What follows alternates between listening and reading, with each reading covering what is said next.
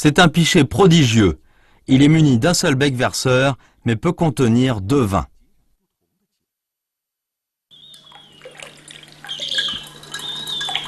Voici un gobelet de vin doseur qu'on appelle verre impartial. Le dépassement de sa limite de dose provoquera un débordement brusque de tout son contenu. On appelle ce pichet un phénix chanteur. Il sert tout en émettant un son exquis comme le chant d'un oiseau.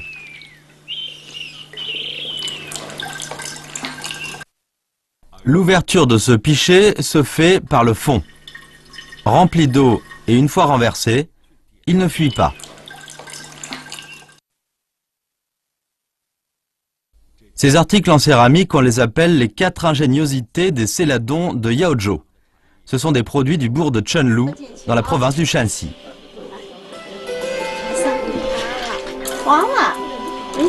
Comment est ce bourg de Chunlu antique? Comment les habitants de ce bourg ont-ils fait pour fabriquer des articles en porcelaine prodigieux et plaisants? Et quelles sont ces 4 ingéniosités?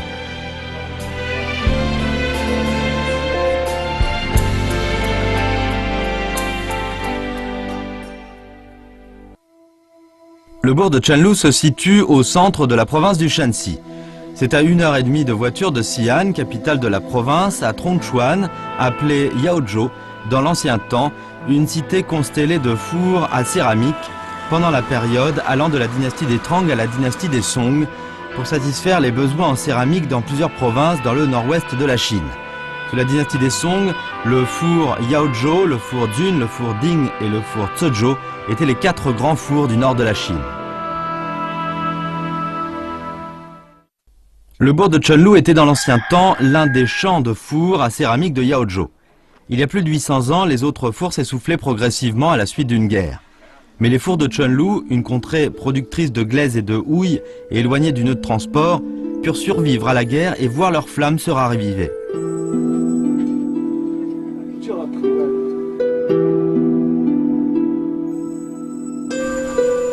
Il a été rapporté dans la monographie locale, le bourg de Chunlu doit son nom au pullulement des fours.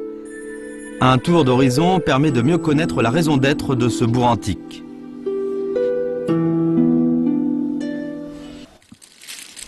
Gao Guofeng, un habitant de souche de Chunlu et un grand connaisseur des folklores locaux, se fait fort de nous servir de guide pour filmer son bourg.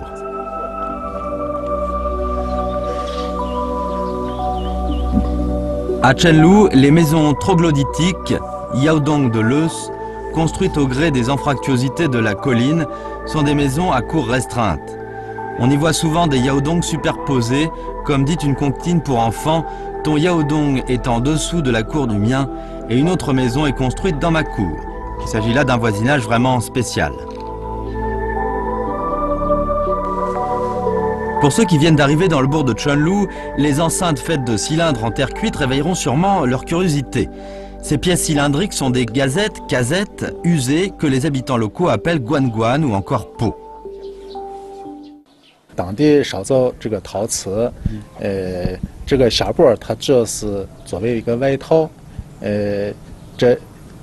陶瓷烧出来以后，这罐罐就没用了，没用了就是我这人随手的话就是把这捋成圆墙，就是这样子形成了一道风景啊。Les habitants locaux, au lieu de jeter ces gazettes usées, les utilisent pour construire les enceintes de leur maison. Comme ce sont des pièces vides, elles pèsent moins sur le toit d'une autre grotte d'en bas.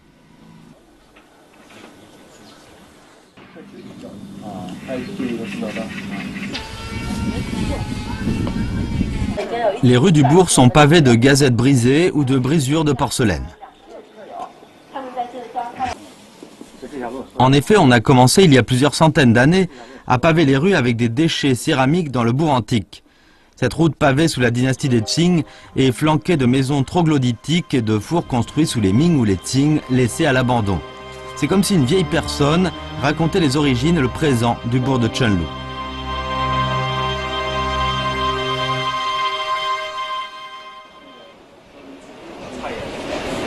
Nous rendons visite à une personne nommée Li Shangkre, chez elle dans une maison séculaire du bourg de Chunlu.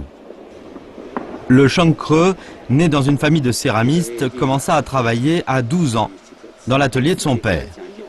Dans les années 1950, il devint un ouvrier de l'usine de céramique de Chunlu, avant de faire revivre l'atelier de son père. Il excelle au façonnage. Il sait façonner à sa convenance un morceau de terre.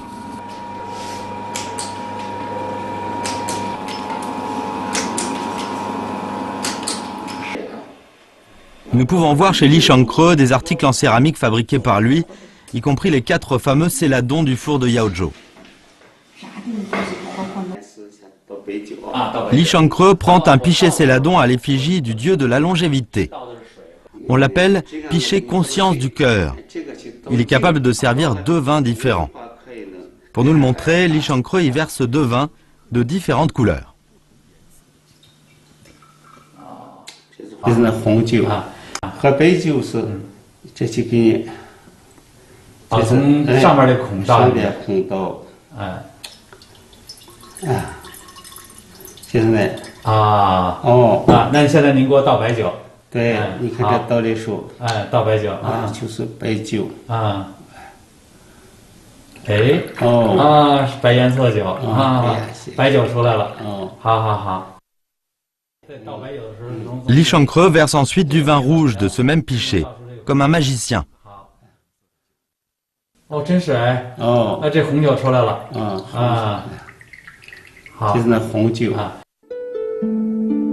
Ces 2 autres ustensiles pour le vin, le pichet à vin phénix chanteur et le verre impartial.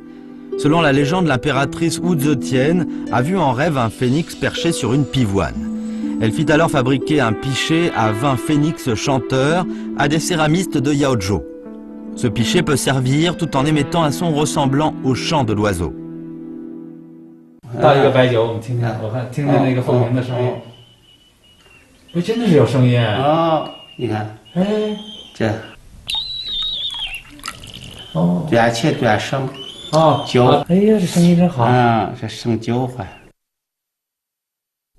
Le verre impartial est un verre à vin doseur. Le verre plein provoquera le débordement. 流了。对了，那个就看，这个杯不能倒太满，不要倒满，倒满了就全洒了。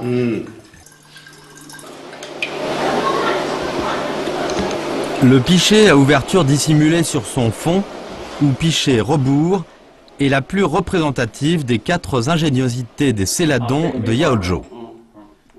Il faut le renverser, pour y verser de l'eau par un petit orifice en forme de fleur de prunier.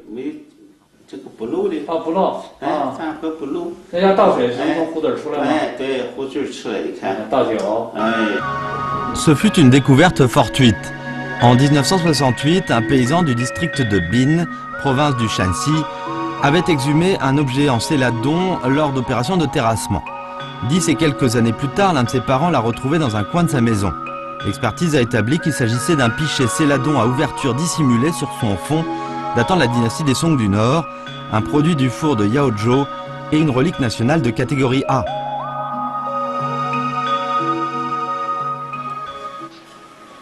L'atelier de Li Shangkreux est actuellement spécialisé dans l'imitation des céladons de Yaozhou.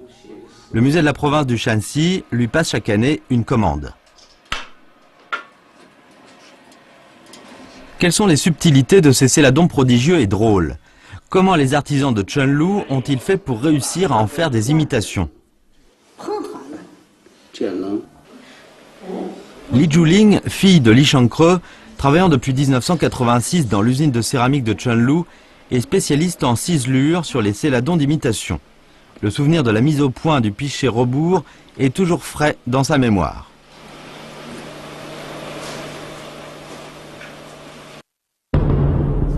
Les céladons étaient les produits du four de Yaozhou pendant la période allant des 5 dynasties à la dynastie des Song du Nord. Leur fabrication fut interrompue pendant 8 à 900 ans. Au bout de plus de 3 ans d'efforts et à l'issue de plusieurs centaines de tests, les céramistes de Chunlu purent enfin réussir à fabriquer des imitations de céladons du four de Yaozhou. Comment fallait-il faire pour réaliser l'ajout de l'eau par le fond du pichet sans provoquer de fuite. C'était un vrai casse-tête. 有的是下面注水，往外也流水，往里边到时候也流水。后来就慢慢做的时候，摸索出来了以后，就直接就这样这么去。因为当时这个国宝是不能够进行探查的，对，是不能够进行有损的这个看里边什么结构，完全是大家猜想，是吧？是这样，是大家猜想，那这个东西肯定拿不出来了。就是我们现在做这个时候，就是说他要跟这个1:1的比例要相似的话，我们也要。 过了翻来覆去的要做好多次，然后才能把这个做得很标准。Au bout de plus de 6 mois d'efforts, les céramistes de Chunlu ont pu mettre au point un pichet céladon rebours.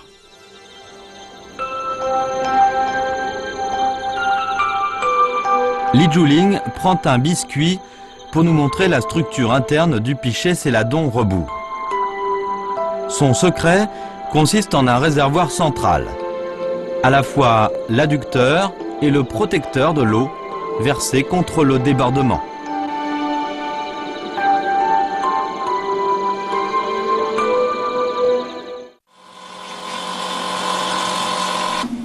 Les gens de Chunlu font fonctionner leur four à céramique depuis un millier d'années. Leur vie est imprégnée de l'odeur de l'argile céramique. On dit souvent que les pâtes de Chunlu sont consistantes en bouche, sans savoir que les femmes au foyer de ce bourg pétrissent la pâte de farine de blé, comme si c'était pour pétrir de l'argile céramique.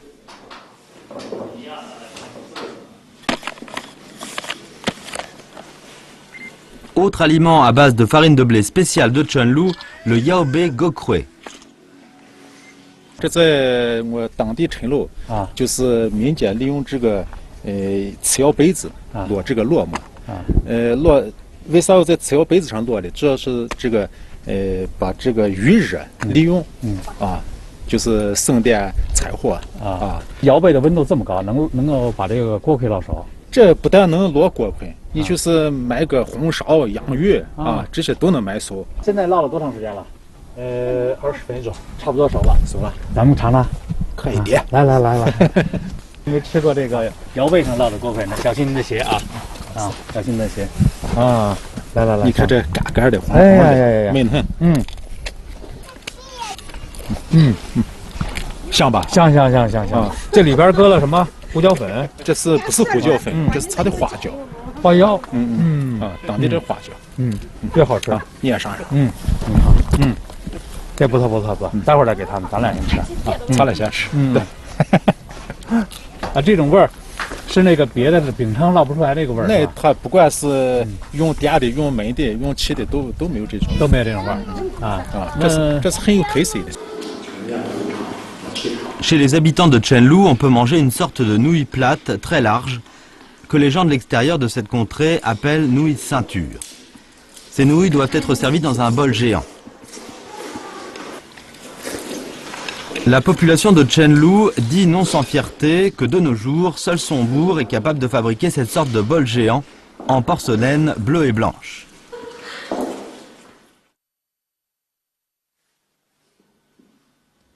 Nous allons assister à la fabrication du bol géant en porcelaine bleue et blanche.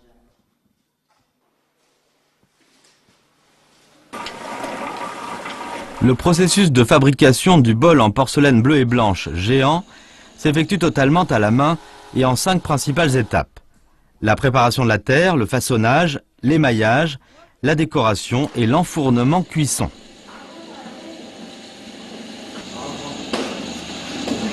Mu Hongfang est un créateur des pièces céramiques crues. Il est très connu dans le bourg de Chunlu. 这块泥要能拉多大的一碗啊？这是能拉470到500的。470到500啊，就是47啊，47厘米啊，47厘米左右的大碗啊。那您拉最大的大碗能拉多大呀？有1.05米，1.05米的大碗，就是一次性拉。一次性拉。那个泥要是不是很大的一头啊？1米大的碗得300多斤。L'argile ainsi apprêtée ne doit être ni trop molle ni trop dure. Pour imprimer à une motte de 150 kg la forme d'un bol de 5 mm d'épaisseur environ, son créateur doit avoir au moins 8 ou 10 ans d'expérience.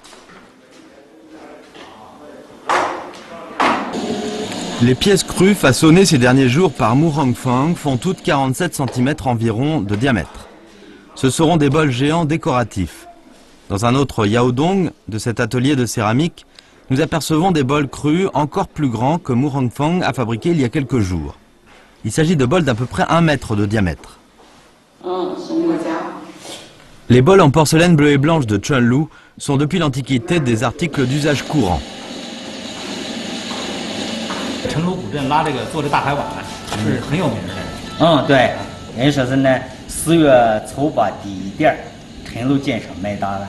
因为以前最早的时候，咱这4月8是一个就是最大的祭祀，是一个会。既赶了庙会，对，也买了碗。对。那点1点是什么意思？就是下一点雨，它也是丰收的迹象。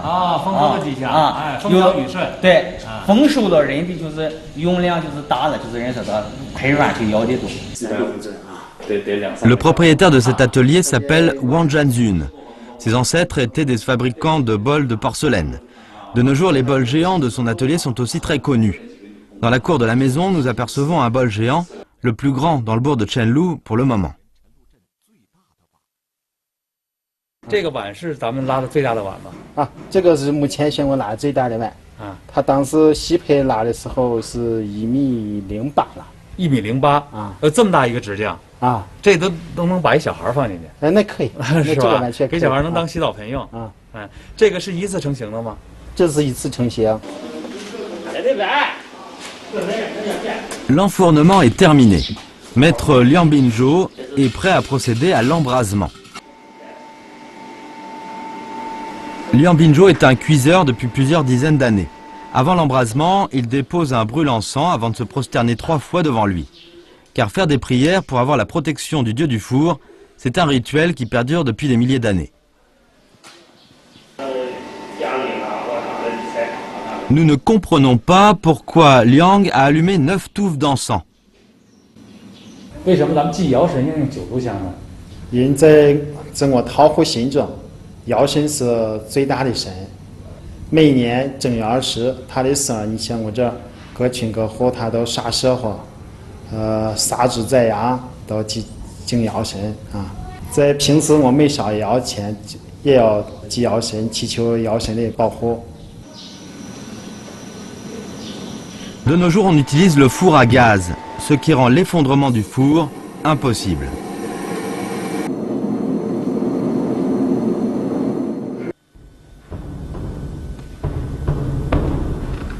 On voit un culte à 3 dieux. L'empereur Shun de la haute antiquité, le dieu suprême Lao Tzu et le dieu du tonnerre. Mais ce qui est bizarre, c'est que ces dieux sont tous enchaînés. Dans le temps, les dieux du four du bourg étaient libres d'aller et venir. Or, des accidents se succédaient pendant leur absence. Les cuiseurs attribuaient ces accidents au manque de protection de leurs dieux. 后来的话，这样就是圈里人组织，快走去把尧神给他请回来。这一请回来以后，这样就是用切什么他炕吃，炕吃了，这样陈龙镇的陶瓷可以慢慢又兴盛了。 Les produits sortent du four 5 jours plus tard.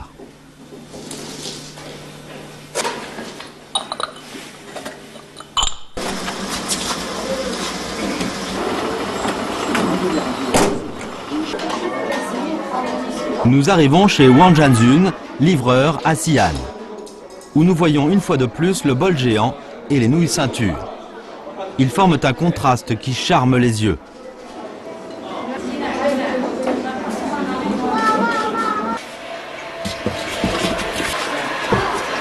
La cuisson a commencé il y a quelques jours dans le four de Lishankre. C'est le jour de défournement aujourd'hui. Le défournement est le travail le plus pénible pour la population de Chunlu. Faute de main-d'œuvre, la femme de Lishankre est venue de la ville de Trongchuan pour aider son mari. Nous demandons à Li Zhuling d'élucider les secrets des 3 autres ingéniosités de la céramique Céladon. Li Zhuling prend le verre impartial et nous demande d'essayer d'y repérer qu'il y a quelque chose de particulier. 我还真看不出来。是吗？哎呀，你这看看，这后边有一个孔看见了吗？看到了啊，这龙脖子底下哈，对这个位置，对，这个位置有一个孔，它这样下去，它有一定的这个压力或者红心液，就把那个等于是吸走了，等于全部就吸走了。你看看它里面的构造，好，看看里边的构造。哎，这个龙头要套的这个直管里上面，也就是说，这个龙头里边的这个有一个管儿。这样形成一个类似虹吸管的那个原理，对，是吧？是。那么水我要是到了一定程度，超过它这个龙头的中心管，它就会产生虹吸现象，对，把酒从这个管完全给吸走了。对，是这个原理吗？是这个。Le pichet Conscience du cœur comprend 2 cloisons étanches. Pour verser du vin, il suffit de boucher l'un des petits trous sur son anse. L'air sous pression fait s'écouler le vin d'une autre cloison. L'air déplacé par le liquide en mouvement passe à travers le sifflet et provoque le son du phénix chanteur.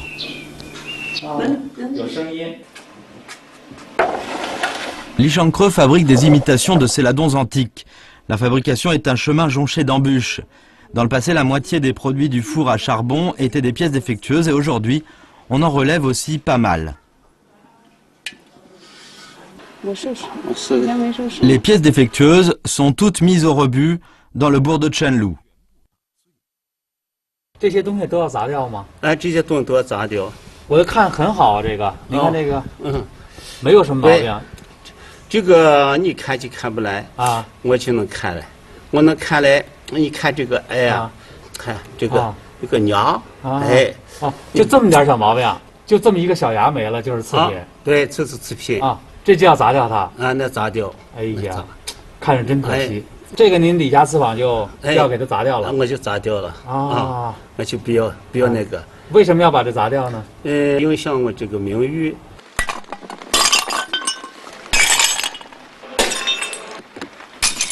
Les techniques de fabrication du pichet rebours sont compliquées. La moindre imprudence dans une seule des étapes gâchera tout le processus. La préparation de la terre, le façonnage des pièces crues, le biscuitage et la cuisson. Tout.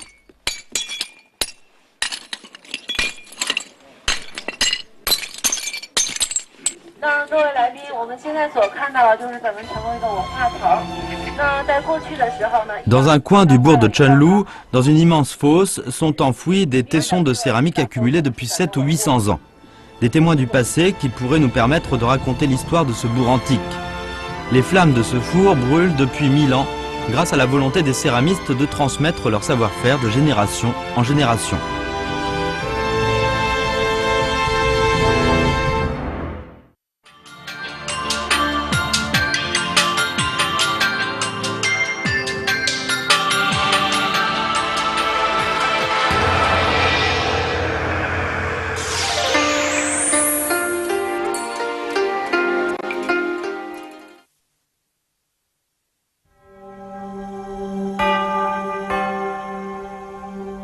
Ces édifices aux toits jaune doré ne sont pas des palais impériaux. C'est le complexe du temple du sommet Bodhisattva au mont Wutrai, dans la province du Shanxi, en Chine. À partir de la dynastie des Tang, il y a plus d'1 millier d'années, la tuile jaune fut définie comme matière exclusive aux édifices impériaux. Le complexe du temple du sommet Bodhisattva, tant du point de vue du format, des couleurs que des décorations, respire la magnificence impériale. Les travaux de construction de ce complexe de temples sur le mont Wutrai commencèrent en l'an 480. Il y eut des extensions au fil des siècles. Le portique multicolore du temple porte la dédicace « Haut lieu sur un sommet miraculeux », calligraphié par l'empereur Kangxi. Mais ce qui est incompréhensible est que l'empereur eût mis un trait de moins au caractère chinois « sommet ». Jusqu'à ce jour, personne n'a pu fournir d'explication.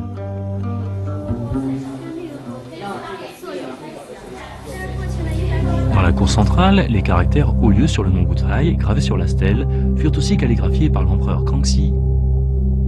Par ces inscriptions lithiques, on peut pressentir que ce complexe de temples n'allait pas être un temple quelconque.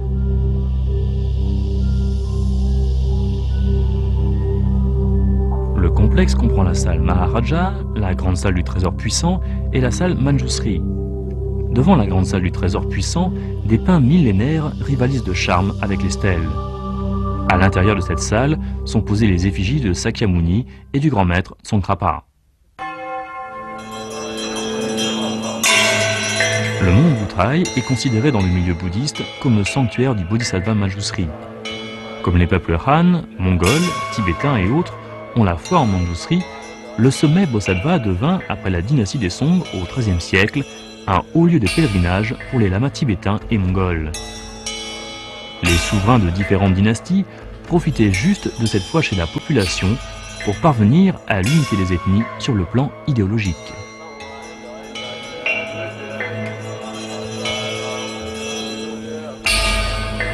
L'inscription en 4 langues sur cette stèle fut calligraphiée par l'empereur Tianlong lors de son 6e pèlerinage sur le mont Wutrai. Il expliqua en personne le sens de sa dédicace. C'était pour encourager la secte des Jaunes du bouddhisme, pour maintenir la paix dans le pays. La secte des Jaunes fut dans le temps l'école dominante dans le bouddhisme. Mais ces termes « secte des Jaunes » utilisés ici englobent les bouddhismes mongols et tibétains.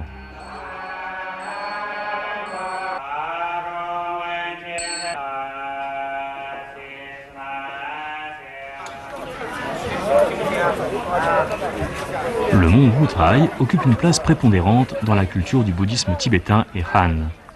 Comme ce lieu est le plus proche de la capitale, les empereurs Kangxi et Tianlong, sous la dernière dynastie des Qing, séjournèrent au temple du sommet Bodhisattva lors de leur pèlerinage sur le mont Wutrai. C'est derrière cette porte que ces empereurs des Qing ont séjourné.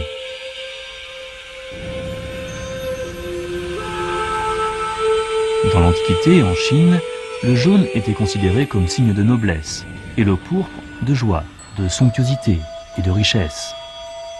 Il y a 2000 ans, les palais impériaux sous la dynastie des Zhou étaient déjà teintés de pourpre, si bien que les sanctuaires adoptèrent par la suite briques rouges et tuiles grises pour décorer leurs édifices.